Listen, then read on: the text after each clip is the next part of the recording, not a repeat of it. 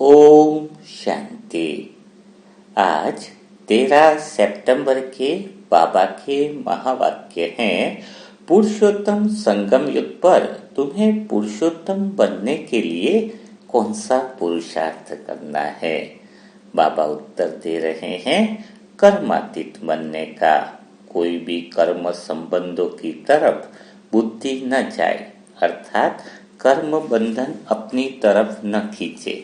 सारा कनेक्शन एक बाप से रहे, कोई सी भी दिल लगी हुई न हो, ऐसा पुरुषार्थ करो।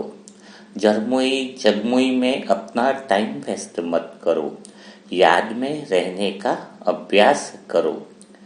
तो बाबा आज हम आत्माओं को सीधी अंतर मन की बात बता रहे हैं कि पुरुषोत्तम बनना है तो कहीं पर भी किसी भी बंधनों में बुद्धि नहीं फंसानी है। तो जो आप लोगों के जो रिश्ते हैं, जो संबंधी हैं, वही कहीं न कहीं आपके अहंकार का एक सिरा जो जुड़ा हुआ है वह मजबूत हो जाता है, तो भगवान से रिश्ता कमजोर हो जाता है। आप तो बीच में खड़े हो, और जब अहंकार अगर बीच में खड़ा रहे तो बीच में जब खड़ा है तो वह सदा अशांत रहेगा, क्योंकि वह चाहता है यह पूर्णतया शरीर बन जाए, जड़ बन जाए, तो वह तो पॉसिबल नहीं है। बिना चेतना के शरीर जो है वो रह नहीं सकता, काम नहीं कर सकता। पूर्णतः जड़ हो जाए तो भी एक शांति मिलती है, जैसे मृत्यु पर शांति मिलती है, अहंकार जीरो हो गया, लेकिन वह ओरिजिनल शांति तो है नहीं, वह शांति अलग है। तो एक दूसरी शांति मिलेगी आपको कि आप आत्मा के सत्य बिंदु पर पहुंच जाओ, वह सिरा पकड़ लो तो तुम गहरी शांति और आनंद पर पहुंच जाओगे। लेकिन अभी आप सभी आत्माएं बीच में हो, और बीच में हो तो बाबा आपको सच्चा गीता ज्ञान सुनाते हैं। सच्चा गीता ज्ञान सुनाने की जरूरत ही तभी पड़ती है, गीता तभी प्रकट होती है, भगवान तभी प्रकट होते हैं जब आप बीच में खड़े हो। तो बीच में कौन खड़ा है? शुद्ध मन और आपका देह प्रकृति जो है, इसके बीच में जो अहंकार खड़ा है, देह भान जिसको कहते हैं, वह खड़ा है। वह शुद्ध में जो खड़ा है, वो बीच में जो खड़ा है, ब्रह्म मान के चले, वो कभी भी शांत नहीं हो सकता है, वो सदा शांत रहता है। तो या तो उसका एक सिरा जड़ की तरफ पूर्णतया जड़ हो जाए। जब शरीर बोलता है मैं शरीर हूं, तो शरीर कर ले है, तो तभी इसको बेहोशी के लिए इंसान बहुत सारा करता है कि भूल जाए कि वो चेतन से जुड़ा हुआ है, इसलिए शराब का नशा करता है, कुछ ऐसी चीजों में चला जाता है जो कुछ समय तक उसको लगता है कि मैं होश में ही नहीं हूँ। होश में नहीं हूं अर्थात उसको लगता है कि मैं पूरा सब कुछ भूल जाऊं, सोचूं ही नहीं, विचारूं ही नहीं, मानो चेतना गायब ही हो जाए, मानो आत्मा से वो अहंकार का जो सूक्ष्म सिरा जुड़ा हुआ है वह टूट जाए। पूरी कोशिश करता है कि वो इस सिरे पर पहुंचने की, लेकिन शराब पीने के बाद भी वो तो बेहोशी में भी होश बना हुआ है, तो यह संभव नहीं है। अब बात आती है दूसरे सिरे पर पहुंचने की, जहां पर सत्य का केंद्र है, जहां पर शून्यता है, जहां पर निर्विकल्प स्थिति है, जहां पर परम मौन की स्थिति है। तो उस सिरे तक अगर पहुंचा जाए तो आप परम आनंद में पहुंच जाओगे। लेकिन अहंकार अपने लिए ऐसी ऐसी बातें करता है, सामने भगवान खड़े हैं, भगवान आपको उस केंद्र पर लाने के लिए भरसक प्रयत्न कर रहे हैं, और आपकी हर मन में उठे उस प्रश्न का समाधान कर रहे हैं जो आपको देह के बंधन के कारण आपके अंदर प्रकट हो रहे हैं। तो जब आप कहते हो कि इन संबंधियों को जो रात दिन शुरुआत से आपके साथ रहे हैं, रक्त संबंध जो रहे हैं, तो मैं इनके खिलाफ कैसे जाऊं, है ना। इनके खिलाफ जाने का अर्थ क्या है कि वह जो अपनी मान्यताएं, परंपराएं और जो बातें लेकर के बैठे हैं कि नहीं ऐसे चलना चाहिए, नहीं वैसे चलना चाहिए, है ना। तो जब आप सत्य की तरफ बढ़ रहे हो, इसका अर्थ क्या हुआ कि आपको उनकी मान्यताओं, उनकी बातों, उनकी परंपराओं के खिलाफ ही जाना पड़ेगा, यानी उनकी बातों और सिद्धांतों से लड़ने वाली ही बात हो गई। तो जब आप कहते हो कि मैं इन लोगों के खिलाफ कैसे लड़ूं, तो बाबा क्या कहते हैं, ये जो तुम कहते हो कि मैं इनके खिलाफ कैसे जाऊं, मैं लड़ूं कैसे, तो बाबा कहते सारी घुमाओ फिरा कर बातें मत करो। बाबा सारी बातों का सार एक लाइन में ही देते हैं। आप 1 घंटा कथा कहानी सुनाते हो, मैं अपने बच्चे की बात बार बार कैसे काटूं, मैं अपने वाइफ की बात कैसे बार बार काटूं, है। तो बाबा सार रूप में एक ही बात आपको समझाते हैं कि हे आत्मा, तू झूठ मत बोल, बातें मत बना, यह सब तुम्हारे मोह का प्रतीक है। तुम्हारा उनके प्रति जो एक बीमारी तुम्हारे अंदर लगी हुई है कि उनके खिलाफ कैसे जाऊं, तो वह कौन सा चीज है, वह है मोह। और वह मोह जो है वो तुमसे छूट नहीं पा रहा है, और जिसकी वजह से आप जो है उनकी बातें जो झूठ के आधार पर है, जो उनकी बातें असत्यता के आधार पर है, जो उनको भी दुख दे रही है और आपको भी दुख दे रही है, तो उस मोह की रगों की वजह से आप जो है उनसे छूट नहीं पा रहे हो। क्योंकि यह जो देह के जो रिश्ते हैं, देह भान के जो रिश्ते हैं, जो अहंकार के रिश्ते हैं, वह बीच बीच में आपको ऐसा प्रतीत कराते हैं कि आप वो उनके आपके लिए बहुत वह महत्वपूर्ण है, आप उनके लिए बहुत महत्वपूर्ण है। आपके प्रति ऐसा प्रेम दिखा देंगे, आपके प्रति कई बार ऐसे कृत्य करके दिखाएंगे कि मानो वो आपके लिए ही बने हैं, और उसी गलत फहमी के आप शिकार हो जाते हो और सत्य से भटक जाते हो। लेकिन वह कब तक चलता है, थोड़े टाइम तक, और उसके बाद आपको भारी भरकम दुख मिलता है। आप इन्हीं आत्माओं को, जिसको मोह की रगों में बांध रखा है, इनसे कदम कदम पर आपने बहुत सारी चोटें 63 जन्मों से खाई है। क्योंकि आपको बताया गया है कि आपके अंदर वह अज्ञानता भरी पड़ी है कि अहंकार कभी भी किसी को सुख दे नहीं सकता है।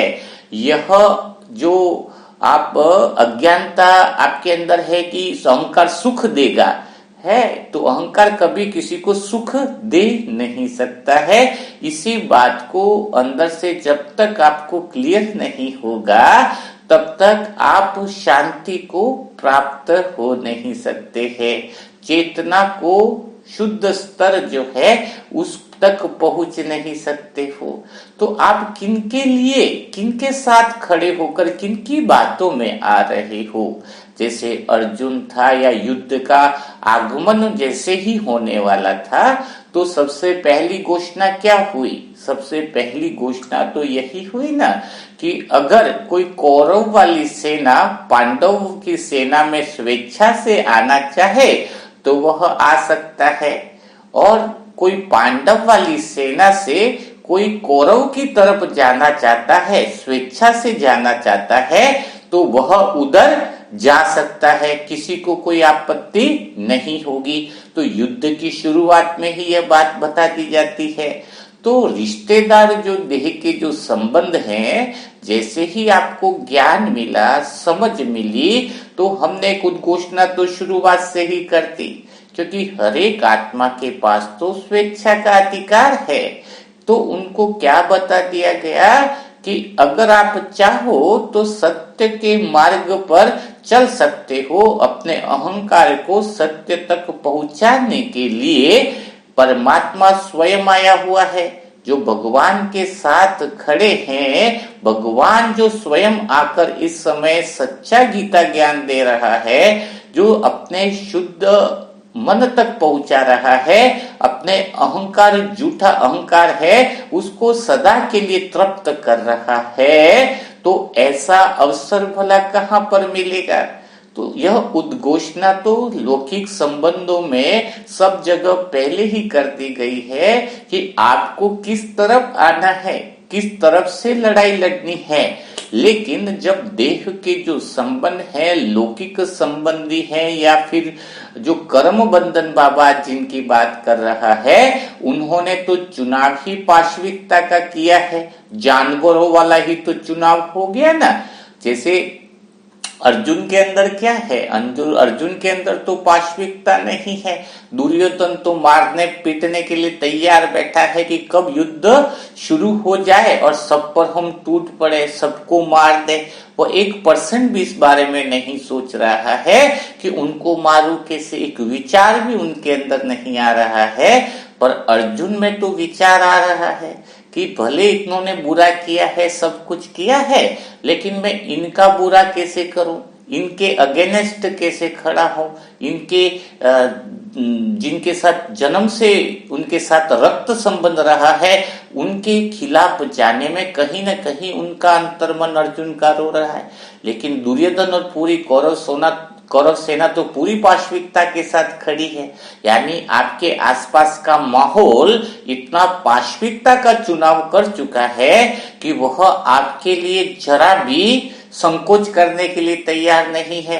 वो आपके जबकि आप सत्य के मार्ग पर चल रहे हो, आप बहुत अच्छा काम कर रहे हो, आप जो है वो शांति और आनंद के मार्ग पर चल रहे हो, स्वयं भगवान को सारथी बना दिया। अर्जुन ने कृष्ण को सारथी बनाया ना, तो भगवान को आपने सारथी बनाकर सही लक्ष्य का चुनाव कर रहे हो, तो भी वह आपके खिलाफ खड़े होने के लिए तैयार हो गए हैं कि मानो वो आपको मिटा ही देंगे।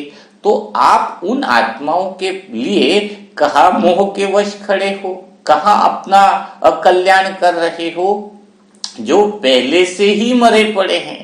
पहले से ही मरे पड़े हैं का अर्थ क्या है कि शरीर तो मृत्यु को प्राप्त करेगा ही करेगा, लेकिन अर्जुन जैसी आत्मा है जिसका एक सिरा भगवान से जुड़ा हुआ है, वह सूक्ष्म मृत्यु को प्राप्त करता है। सूक्ष्म मृत्यु को प्राप्त करने का अर्थ क्या हुआ कि आप आत्माओं का जब अहंकार शून्य हो जाता है, तो अहंकार के मिटने से तुम गहरी शांति के केंद्र पर पहुंच जाते हो, परम आनंद के केंद्र पर पहुंच जाते हो। तो कितना अंदर से बदलाव आप आत्माएं लेकर आ सकते हो। एक अवसर आप आत्माओं को परमात्मा ने दिया है, तो परमात्मा आपको प्यार से समझाते हैं, इस समय तुम्हें 1 मिनट भी व्यर्थ नहीं करना है। और जो आत्माएं सूक्ष्म मृत्यु को प्राप्त नहीं हो रही है, अर्थात जीते जी अपने अहंकार को मिटा नहीं रही है या फिर अपने आप में बदलाव लाने को तैयार नहीं है, यानी बदलाव ले आए, तो वह अहंकार को मिटाना, उसका एक छोर खत्म करना, इसी को कहेंगे कर्मातीत अवस्था, इसी को तो कहेंगे कि कर्म बंधनों का छूटना। अगर अर्जुन दुर्योधन को समझाता है और दुर्योधन उनकी बातों को मान लेता है कि तुम्हें युद्ध नहीं लड़ना है, तुम्हें ये सब गलत बातें हैं, अपने अहम भाव को छोड़ना है, लोभ को छोड़ना है, लालच को छोड़ना है, तो वह दुर्योधन अगर परिवर्तित हो जाता तो उसके अंदर उसके अंदर अहंकार मिट जाता, तो वह सूक्ष्म मृत्यु को प्राप्त होता, अर्थात चेतना की उच्चतम अवस्था को प्राप्त करता, जीते जी यानी परम शांति को प्राप्त करता। लेकिन वहां पर स्वयं कृष्ण मौजूद होने पर भी उसको कृष्ण की महत्व नहीं है, वह अपने अहंकार को झुकाना नहीं चाहता। अगर अहंकार को झुका लेता और कहता कि कृष्ण इतना अच्छा ज्ञान दे रहे हैं तो मुझे भी वह समझ दो, मुझे भी वह सच्चा ज्ञान दो, लेकिन उसका अहंकार तो पूरी तरीके से देह और देह के बंधनों में फंसा हुआ है, लोभ में फंसा हुआ है। उसके मन की जो चेतना का लेवल है वह बहुत निचले स्तर का है। निचले स्तर का कहते हैं कि मन एक तो शुद्ध मन हो गया, वह उच्चतम चेतना है, लेकिन बीच में अहंकार है जो मन का मध्यम तल है, लेकिन सबसे निम्न तल हो गया घोर अहंकार, जिसके अंदर चेतना की आवाज चाह करके भी उस तक नहीं पहुंच रही है, अंतर्मन की आवाज को बिल्कुल दरकिनार कर रहा है। तो ऐसी आत्माएं जो अंतर्मन परमात्मा के सच्चे गीता ज्ञान के महावाक्यों को बिल्कुल सुनना ही पसंद नहीं करती है, तो फिर उनमें बदलाव कैसे लाया जाए? उनमें परिवर्तन तो लाना ही पड़ेगा। अगर परिवर्तन नहीं लाए, यह पूरे अहंकारी बन करके रहे, तो प्रकृति को तो बिल्कुल खराब कर ही दिया है, लेकिन वह अन्य आत्माओं को भी दुखी करेंगे, अन्य आत्माओं को भी परेशान ही करेंगे, सबके लिए परेशानी का दुख का कारण बन जाएंगे। तो अब एक ही चारा बचा है, क्या? कि उनके देह को मृत्यु को प्राप्त हो जाए। उनकी जितनी भी शरीर लेकर के बैठे हैं वह सब क्या करे? मृत्यु को प्राप्त हो, क्योंकि मृत्यु से ही उनका अहंकार जो है वो हम मिटा सकते हैं। तो इनको तो मरना तय है, इनको मरने में ही सबका क्या छुपा हुआ है? भला छुपा हुआ है।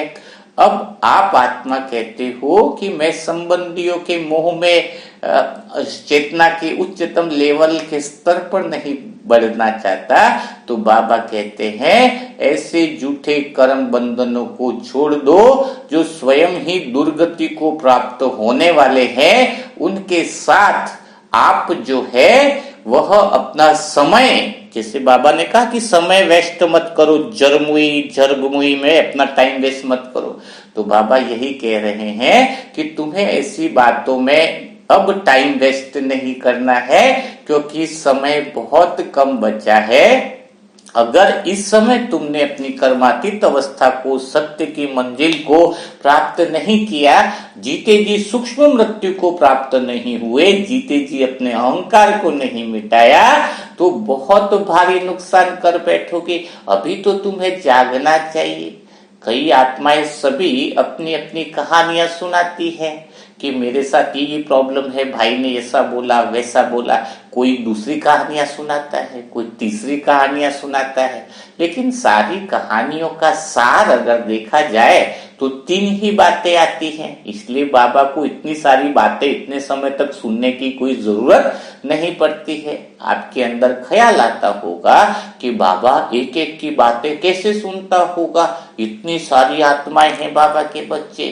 तो बाबा तो सेकंड में सारी बात का सार निकाल देता है कि यह जो अपनी 2 घंटे की कहानी सुना रहा है, तो शुरुआत के 2 मिनट में क्या 2 सेकंड में ही पता चल जाता है कि यह आत्मा तो मोहग्रस्त है। जब परिवार की बातें कर रहा है तो क्या होगा? तो उसकी कहानी के अंदर केंद्र बिंदु अहंकार ही होता है। अहंकार वाली आत्माएं जो कहानियां सुनाएंगी, उनका केंद्र बिंदु में 3 ही चीजें मिलती हैं। कौन सी 3 चीजें मिलती हैं? या तो वो मोह से फंसा हुआ होगा, या फिर उसके अंदर भय होगा, या फिर उसके अंदर अज्ञानता होगी। तो आप सभी आत्माओं की कहानियां एक जैसी ही है। तो कोई पहले बातें थी, जैसे मुझ आत्मा के पास भी आते थे, तो पहले मैं आत्मा समय देती थी उन सबको कि आधा घंटा बैठेंगे, तो उनको उनकी बातें सुनती थी मैं आत्मा। लेकिन शुरुआत के 2 मिनट में ही पता चल जाता था कि यह आत्मा तो मोहवश है, यह आत्मा तो अज्ञानतावश है। लेकिन अब उनकी कहानी तो सुननी पड़े, क्योंकि अब समय दिया है। आधा घंटा, 1 घंटा, 2 घंटा अपनी व्यथा पूरी सुनाते थे। व्यथा के अंदर सार क्या निकला? अब उनको अगर 2 मिनट का उत्तर दे कि तुम्हारे अंदर अज्ञानता है, तो वो संतुष्ट नहीं होते। तुम्हारे अंदर मोह है, तो वो संतुष्ट नहीं होते। तो उनको फिर डिटेल में बताना पड़ता था। इसलिए अब मिलना ही छोड़ दिया। फोन पे भी ज्यादा आत्माओं से लंबी चौड़ी बात नहीं करते, क्योंकि आधा 1 घंटे की बात क्या करनी, लास्ट में केंद्र बिंदु में तो वही बात निकलनी है। आधा घंटा पूरी व्यथा सुनाओगे आप कि मैं आत्मा वहां पर गई और ऐसा ऐसा हुआ, मैं आत्मा वहां पर गई तो ऐसा हुआ, और वहां पर उसने मेरे साथ ऐसा व्यवहार किया उसने। अरे भाई, मूल बात बोलो ना कि तुम्हारे अंदर भय से ग्रस्त हो, या फिर तुम मोह से ग्रस्त हो, या फिर तुम्हारे अंदर अज्ञानता है। तो अहंकार का संचालन तो एक ही बिंदु से होता है, केंद्र बिंदु तो अहंकार है। सबकी आत्माओं की कहानियां तुम्हें अलग अलग दिखेंगी, अलग अलग परेशानियां दिखेंगी, लेकिन सारी बातों का सार इन 3 बातों में आ जाता है। जबकि मन, शुद्ध मन का केंद्र बहुत अलग अलग रहता है। है ना। अहंकार का तो केंद्र बिंदु एक ही होता है, शुद्ध मन का केंद्र 7 तरह का हो जाता है। कई बार वो प्रेम से संचालित होता है, कई बार ज्ञान से संचालित होता है, कई बार आनंद में रहता है, कई बार पवित्रता में रहता है। अहंकार का केंद्र बिंदु एक है, तो शुद्ध मन का जो केंद्र बिंदु है वह तो कई सारे हो गए, है ना। तो यह समझने वाली बात है।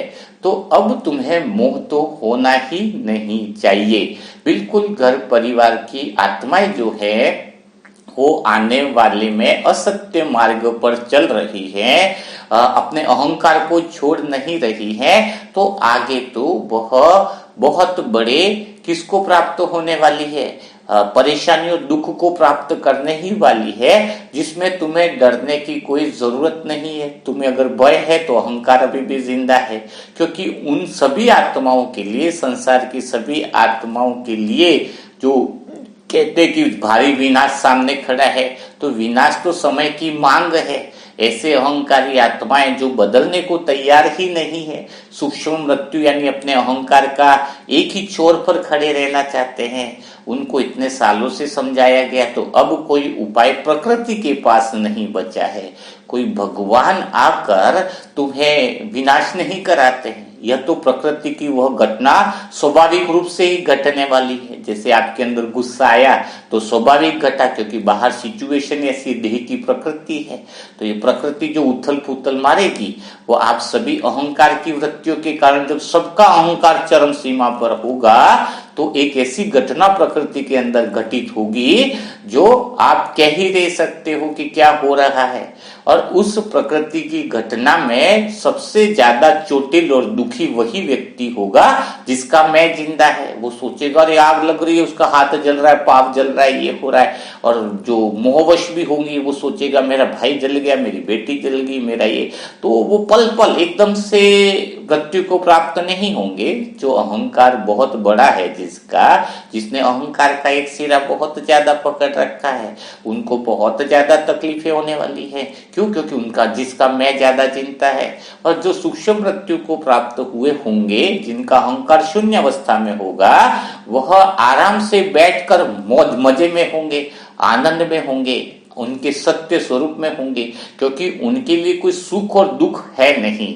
वो सामने जो जल रहा है वो उनका अहंकार जलने के कारण आनंद में होंगे, क्योंकि अहंकार मिट रहा है। वो आत्माएं नहीं मिट रही है कि हम उनके दुखों पर मजे लेने वाले हैं, या वो दुखी हो रहे तो हम आनंद में है। वो एक्चुअली में दुखी तो है ही नहीं, वास्तव में तो उनका दुख जो है वो छूटता जा रहा है।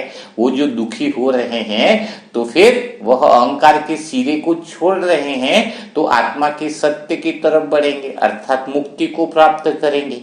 इसीलिए कोई शोक और खुशी की बात तो आत्मा के लिए हो नहीं सकती है। हमारे लिए शोक क्या होगा? कोई शोक है ही नहीं। शोक तो तभी होता है ना कि जब कोई जाए या फिर जब कोई आ जाए तो इसको कहेंगे शोक। तो शोक तो होता ही नहीं है। कई बार आत्माएं पूछती हैं कि ये सब मरेंगे, ये सब जाएंगे, तो फिर बहुत बुरा होगा। बाबा ऐसे कैसे होगा? हम अपने वालों को मरते हुए कैसे देख सके? हम उनको जाएंगे तो शरीर छोड़ेंगे तो उनको कैसे हम देख पाएंगे? हमें तो बहुत भारी दुख होगा, है ना। तो जिनके साथ हम बहुत प्यार से रहे हैं, तो यहाँ पर बात तो बहुत गहरी आती है कि जैसे ये तो हो गई मायके और ससुराल वाली बात हो गई। मायके और ससुराल वाली बात कैसे होती है कि जहां पर अर्जुन कह रहा है कि हम भीष्म के साथ बड़े हुए हैं, गुरुओं के साथ बड़े हुए हैं, उन्होंने हमें शिक्षा दी है, दुर्योधन के साथ हंसे खेले पड़े हैं, कौरवों के साथ हंसे खेले पड़े हैं, तो उसको आप छोड़ना ही नहीं चाहते हो, लेकिन आप अंतर्मन में फंसे हुए हो। जैसे वही बात बताई कि मायके में लड़की पैदा हुई, जन्म हुआ, वो पिता से बहुत प्यार करती है, रक्त संबंध है, सभी संबंधियों से बहुत प्यार करती है, उसका जीवन भी बहुत बढ़िया थोड़ा निकल रहा है, भले गलतफहमी में हो, लेकिन अचानक उसको कोई पुरुष मिलता है जिससे उसको प्रेम हो जाता है। अब वह धर्म संकट लगता है उसको कि अब मैं पिता को सबको छोड़ू कैसे, और उस प्रेम को भी नहीं छोड़ पाती है। उस प्रेम के बिना यहाँ भी नहीं रह पाती है, तो इधर की भी बहुत याद आ रही है, और इधर से मायका छोड़े तो छोड़े कैसे, जहाँ से उसका बचपन निकला है और वहां पर उसको पर पुरुष से प्रेम हो गया है। तो वही स्थिति आपकी आ रही है अंतर मन में कि मैं इस पिता को, मैं इन गुरुओं को, मैं इन साथियों को कैसे छोड़ूं। लेकिन अब आप आत्मा को प्रेम भी हो गया है भगवान से, परमात्मा शिव से, वह हो गया पुरुष, यानी आपकी आत्मा यानी हम आत्माएं सजनी है, तो वह हो गया हमारा साजन। तो भला हम उधर जाए कैसे है, अब उसके बिना रह भी नहीं पाए और इधर से छूट भी नहीं पा रहा है। तो इस विडंबना की स्थिति में आप बीच में आ गए, तो अशांति निरंतर आपकी बनी हुई है। न आप इधर से छोड़ना चाहते हो, न बाबा को पकड़ पा रहे, न उस केंद्र बिंदु पर पहुंच पा रहे हो। तो बाबा इस विचित्र स्थिति के लिए आपको कह रहे हैं कि कोई भी छूटता नहीं है, कोई भी छूटता नहीं है, सिर्फ बदलाव होता है। आप आत्माएं तब भी थी, अभी भी हो और तब भी हमेशा रहोगी, जब तक इस संसार में समय है ही है। कभी ऐसा हुआ ही नहीं है कि जब तुम नहीं थे, संसार नहीं था और मैं नहीं था। यानी शिव बाबा भी सदा थे, तुम भी सदा हो और संसार भी सदा है, लेकिन तुम्हें सिर्फ बदलाव का महसूस जो है, ये जो परिवर्तन हो रहा है, उसको तुम महसूस नहीं करते हो। जैसे तुम्हारा बचपन निकल गया तो तुम कभी कहते हो कि दुखी हो जाते हो कि यार मेरा बचपन कहाँ गुम हो गया, है ना। अभी तुम्हारा कोई भी शरीर का जैसे तुम्हारा कोई भी नाम है, तुम्हारा नाम है मुकेश, अब तुम कहोगे कि मेरा बचपन उसका निकल गया, तो क्या वो दुखी होता है कि मेरा बचपन कहाँ गुम हो गया, मैं ढूंढूं उसको। हाँ, जवानी निकल गई तो भी कभी बोलोगे बुढ़ापा निकलेगा। तो यह तो एक परिवर्तन है कि बचपन निकला तो परिवर्तन हुआ, तो ढूंढते नहीं हो। वैसे जवानी निकली, बुढ़ापा निकला, तुम तो वही हो ना। तो तुम्हारे अंदर क्या है, क्या बदलाव नहीं हुआ है जिसकी वजह से तुम परेशान नहीं होते हो। जवानी आई, बचपन आया, बुढ़ापा आया, तो कौन सी ऐसी चीज है जो बदलाव नहीं हुई। इस द्वापर युग में तो तुम्हारा अहंकार है, जो तुम छोटे थे तब भी काम तो लोग मोह कहीं ना कहीं थोड़ा सा चल ही रहा था। थोड़े जवान हुए तो थोड़ा बड़ा रूप आया, लेकिन तुम्हें लगता मैं तो हुई, क्योंकि तुम्हारा अहंकार जिंदा ही है, तुम अहंकार में तो जी रहे हो ना कि है। तो भाई ये मेरा शरीर, तो शरीर तुम्हें लग ही रहा है, नाम बचपन में भी वही अभी है, लेकिन खास तुम्हारा नाम होना चाहिए अहंकार। बचपन में भी तुम अहंकार थे, थोड़े से बड़े हुए तो भी तुम अहंकार में, और बूढ़े हुए तो भी तुम अहंकार हो। तो तुम्हें तो लगता ही नहीं है कि मेरी जवानी चली गई, तुम्हें लगता ही नहीं कि मेरा बचपन चला गया, क्योंकि तुम्हारा अहंकार तो अंदर है, वैसा का वैसा ही है। और जैसे शरीर बदलेगा तो फिर तुम दूसरी बार में फिर अहंकार, अपना अहंकार तो बढ़ाते ही हो, है ना। तो ये अहंकार तो जिंदा ही है तुम्हारा। मेन बात क्या है ना, अहंकार से भी परे, जो जन्म मृत्यु से परे भी जो जीवन है वह आत्मा का है।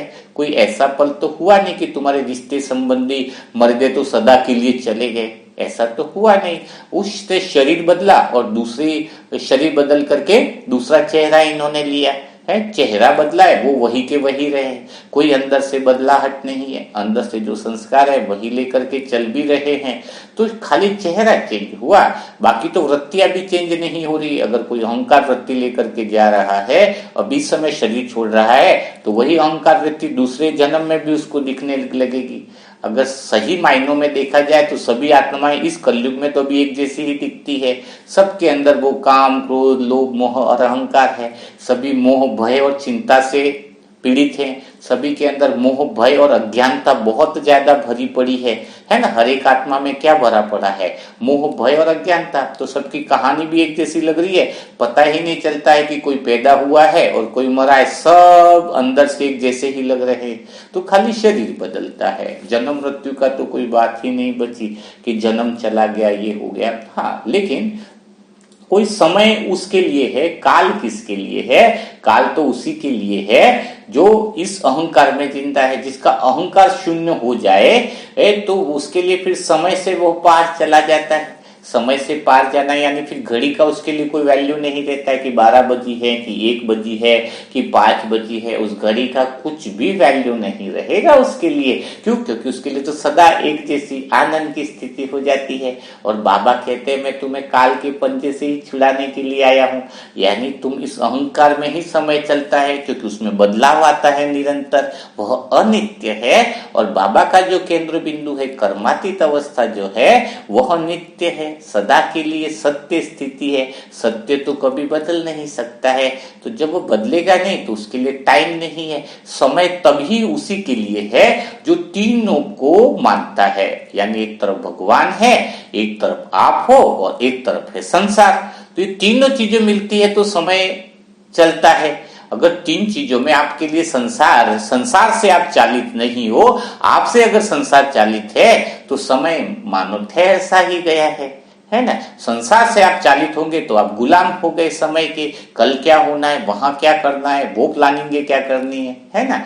तो जो समय से पार चला गया है, जो कर्मातीत हो गया है, जो परम आनंद में चला गया है, तो आप आत्माओं से बाबा कहते हैं कि हे आत्माओं, अब तो तुम जो है वही संस्कार को खत्म करो, इस देहभान के रिश्तों को खत्म करो, इस कर्म बंधनों को, संबंधों को भूलो, क्योंकि अब समय तुम्हारे पास नहीं बचा है। बहुत लास्ट से भी लास्ट का समय है। तो इस अंतिम समय में झूठी अपनी जो अज्ञानता भरी पड़ी है, अभी भी जो अज्ञानता की तुम बातें करते हो, वाया वाया जो तुम कहानियां सुनाते हो, उन कहानियों को, घिसी पीटी कहानियों को बंद करो। जो तुम मोह की कहानियां सुनाते हो कि बच्चे का ये हो, उसका ये हो, वो, ये कहानियां भी अब खत्म करो।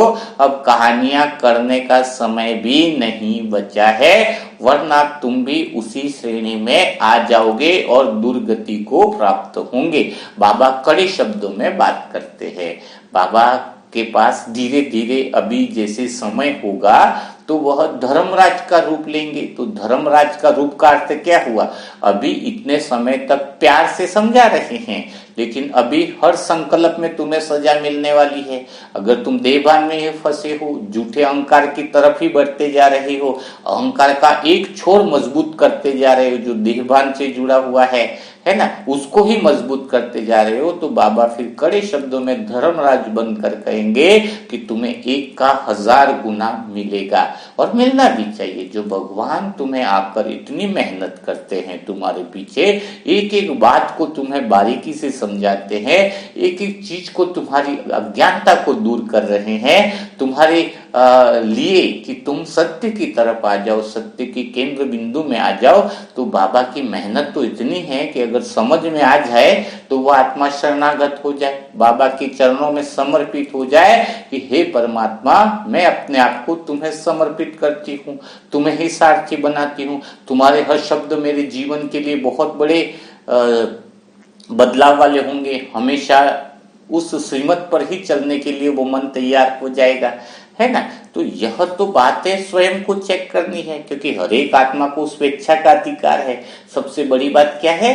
हर एक आत्मा को स्वेच्छा का अधिकार है। तो आपके पास स्वेच्छा का अधिकार है कि आप कौन से छोर को मजबूत करना चाहते हो। जैसे बता ना कि पांडव कौरव में जा सकते हैं, कौरव पांडव में जा सकते हैं, यह निर्णय तो ये है ना। लेकिन इस स्वेच्छा का दुरुपयोग हो गया है। अभी सारी आत्माएं अहंकार में ही जाना चाहती है। स्वेच्छा का अधिकार तो हर एक आत्मा के पास है, लेकिन कोई चुनना ही अहंकार को चाह रहा है, कोई चुनना ही खड्डे को चाह रहा है, तो फिर प्रकृति क्या करेगी? फिर एक समय में क्या होगा? स्वेच्छा से जो तुमने चुनाव किया है तो उसी का फिर तुम्हें सजा भी भुगतनी पड़ेगी, क्योंकि स्वेच्छा से तुम्हारा चुनाव क्या हुआ? गलत चुनाव कर रहे हो बार बार। चलो भाई, किसी बच्चे को बोल दिया जाए कि तुम्हें जो चीजें खरीदनी है खरीद करके लाओ, तुम्हें फ्रीडम है, तुम्हारे पास अधिकार है, पैसा आपको दिया गया है, लेकिन बच्चा बार बार गलत और नशे की चीजें ही खरीद रहा है, तो पिता करे भी क्या? उसको अधिकार मिला हुआ है अगर, तो फिर वो धीरे धीरे शरीर को खराब करेगा, वो नशे की लत में चला जाएगा और वो शरीर को बिगाड़ेगा। पर चुनाव तो उस बच्चे का था, बड़ा हो गया है, चुनाव का अधिकार है, तो उसकी तो फिर सजा उसको भुगतनी ही पड़ेगी। और दूसरे बच्चे ने चुनाव किया अच्छी किताबें खरीदना, अच्छा वो चीज करना, तो फिर उसका जीवन बदलेगा। तो चुनाव या स्वेच्छा तो आपका अधिकार है। तो आपको देखना है। अब हमारे आसपास की आत्माओं के पास भी स्वेच्छा का अधिकार है, उन्होंने अहंकार का जीवन का चुनाव किया है, तो हम इसमें क्या कर सकते हैं? चुनाव इन्होंने किया है तो दुख तो उनको झेलना ही पड़ेगा, परेशानी तो झेलनी पड़ेगी। इसीलिए कहा गया है कि भगवान कुछ भी नहीं करता है, तुम्हारे दुख के लिए तुम स्वयं जिम्मेदार हो, तुम अपनी परेशानियों के लिए तुम स्वयं जिम्मेदार हो। अभी भी तुम्हारे साथ कुछ बुरा हो रहा है, ऐसा महसूस हो रहा है, तुम दुखी हो, परेशान हो, तो यह तुम्हारे चुनाव का नतीजा है। जब तुम अपने स्वयं को आत्मचिंतन करके इस बात को स्वीकार करो कि मेरा चुनाव ही गलत है, तो भगवान तुम्हें मदद करेंगे, वो शक्ति देंगे, वो बल देंगे कि तुम सही चुनाव की तरफ बढ़ जाओ। लेकिन तुम्हारे अंदर के नियत तो साफ हो, तुमने गलत चुनाव भी किया है और उसके बाद उसी के अंदर बंधे रहना चाहते हो, वो छुटकारा नहीं चाहते हो, वो गलती को सुधार करना नहीं चाहते हो, चुनाव को बदलना नहीं चाहते हो, तो भगवान की मदद तो मिल नहीं सकती। क्योंकि अगर भगवान तुम्हारे साथ है तो एक निश्चितता रहती है, विजय निश्चित रहती है कि तुम्हारी विजय निश्चित है। अर्जुन कितना भी कर रहा था, बातें कर रहा था, लेकिन उसको एक चीज के प्रति आश्वस्त था कि विजय तो मेरी होनी पड़ी है। उसने कभी ये प्रश्न नहीं पूछा कि मैं हारूंगा या जीतूंगा। कृष्ण साथ है तो अंदर से वो अंतर्मन में था कि विजय तो मेरी हुई पड़ी है। तो जो आत्मा एक बार चुनाव कर लेती है कि मुझे भगवान के साथ ही रहना है, परमात्मा के साथ ही रहना है, शिव के साथ ही रहना है, तो जिसने चुनाव कर लिया, जिसने भगवान का चयन कर लिया, उसकी तो विजय तो निश्चित ही है। संघर्ष तो दोनों तरफ दिखेंगे, एक संत पुरुष को भी संघर्ष दिखेंगे, अर्थात बाबा के जो बच्चे हैं उनके भी संघर्ष बहुत दिखेंगे। ऐसी तो नहीं कि लड़ाई है, लड़ाई लड़ने के लिए आए, लेकिन उच्च चेतना की लड़ाई है। और एक मौज, जो संसार के अंदर जो व्यक्ति है कई बार वो मौज में दिखेगा। जैसे हम आत्माओं का एग्जाम्पल दो, तो अभी हम पुस्तक लिखनी है तो दिन रात मेहनत चलती है, लैपटॉप लेना है, कुछ साधनों की व्यवस्था करनी है, पैसों के लिए व्यवस्था करनी है, तो संघर्ष हमारा भी दिखाई दे रहा है। और दूसरा व्यक्ति जो संसार में है वह मौज में दिख रहा है, वो पिक्चरें देख रहा है, वो मॉल में घूम रहा है, तो उसका जीवन मौज में है और हमारा जीवन संघर्ष में है। लेकिन फिर भी हमारी चेतना बहुत ऊंचे लेवल की है।